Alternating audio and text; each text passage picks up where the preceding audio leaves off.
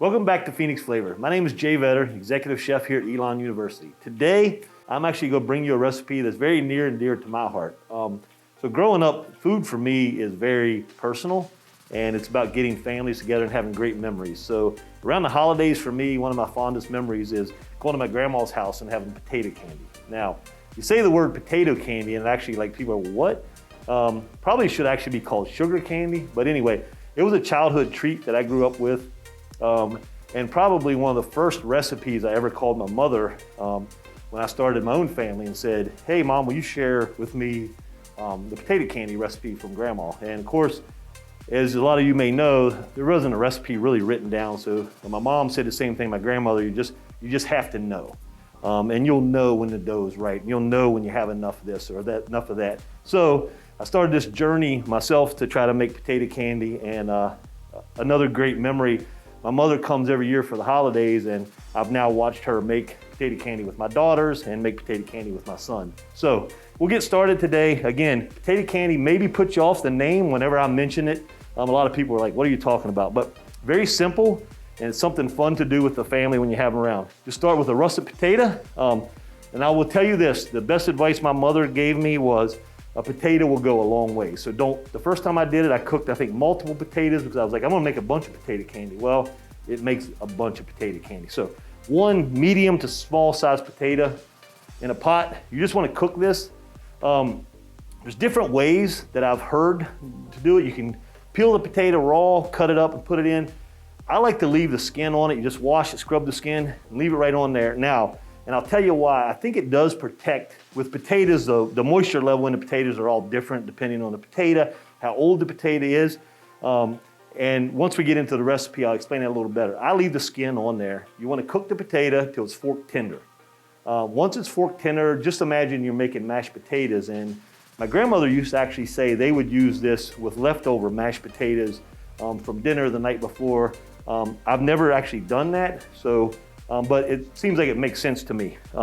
So once the potato is cooked, fork tender, you want to let it cool at room temperature just until you can handle it. Again, potato is soft and cooked. At that point, you just want to peel the potato and get all the skin off of it.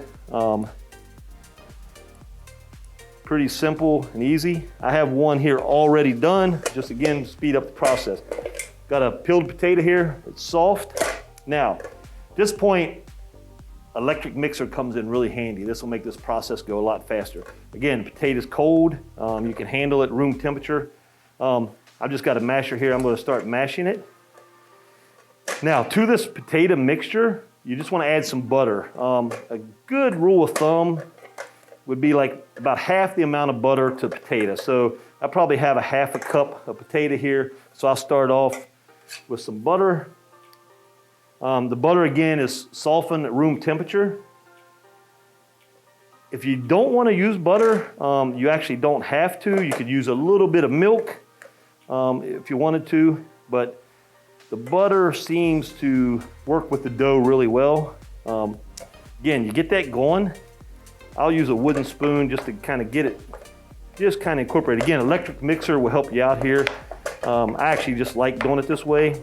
It's good to get in the kitchen with the kids, get everybody working together. Now, the potato is actually just a binder for this dough.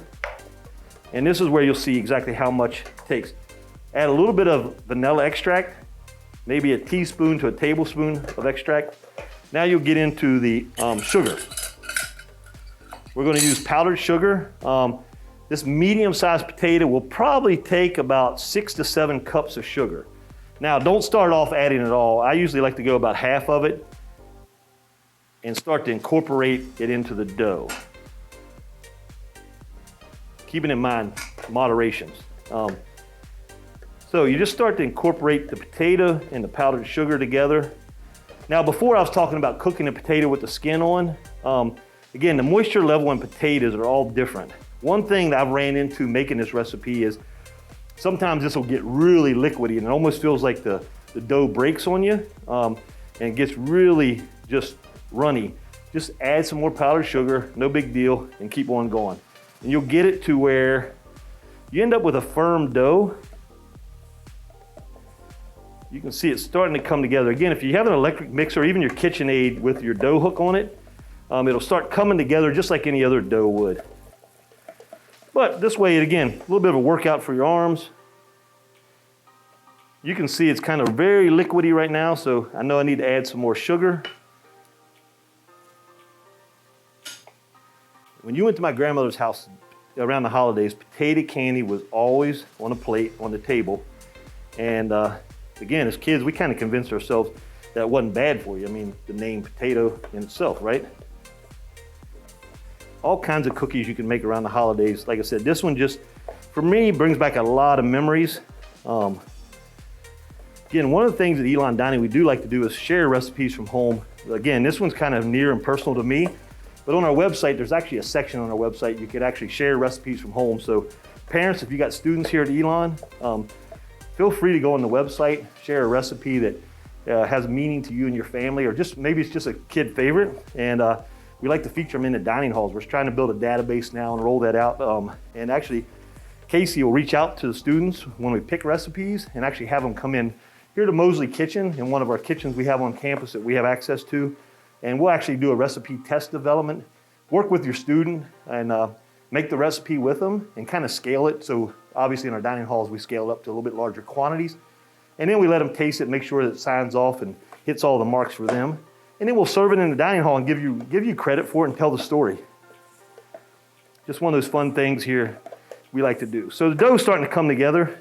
I'll actually kick the spoon off to the side. Work it a little bit with my hands. It's going to be a little bit sticky, and that's okay. But you'll see those starting to come together.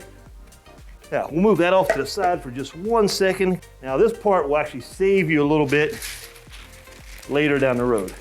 Add some parchment paper down to your cutting board or your counter, whatever, your work surface, and dust that with a little bit more powdered sugar.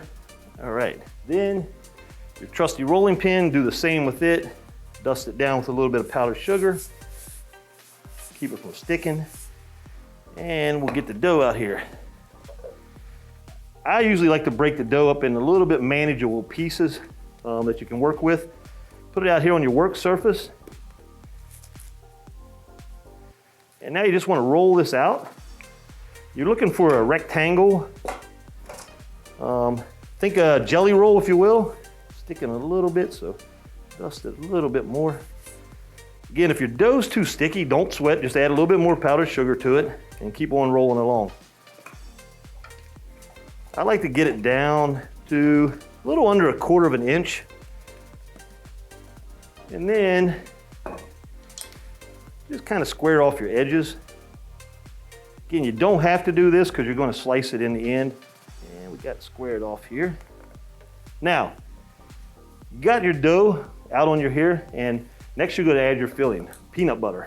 We today are actually using Big Spoon Roaster out of Durham, North Carolina, one of our local partners that we use on campus. Probably the next thing I've been thinking about is using some great North Carolina sweet potatoes and trying to same recipe, but incorporating sweet potatoes in there. So, all you're gonna do is spread your peanut butter out. Just being careful not to go clear to the edge. So when we roll it here, we'll leave a little bit of room.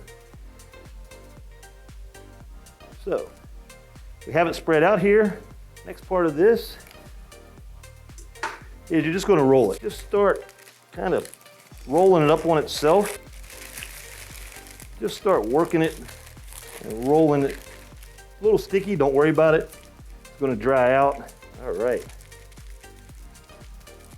Got a nice roll there. All right, so we got our potato candy rolled up. I put it back in the refrigerator at that point, let it chill down. I usually just cut the ends off. Don't throw them away though, because I'm telling you, that's a good snack. Good reward for yourself. Then you just take a knife, cut it as thick or as thin as you want.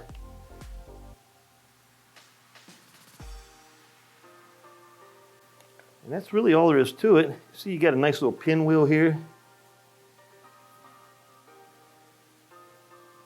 And I'm telling you, they won't last long when you put them out like this. Everybody will dig into them.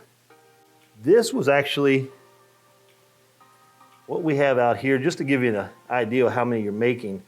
This was about half the dough we made this many pieces of potato candy. So you'd have about twice that much for a medium to small size potato. This is a recipe from my home that I want to share with you guys. Very special to me, and hope you guys are able to make this and make some memories while your students are home. And again, we miss you guys. We can't wait till you come back to campus. Go to our website, share some recipes that you're doing over the holidays so we can share them with all of our students here at Elon and the whole Elon community. I'm sure they'll take pride and they want to hear the story. We love to tell the story about food here, using local partners and connecting with you guys at home. Have a great holiday, and we're looking forward to you guys getting back to campus.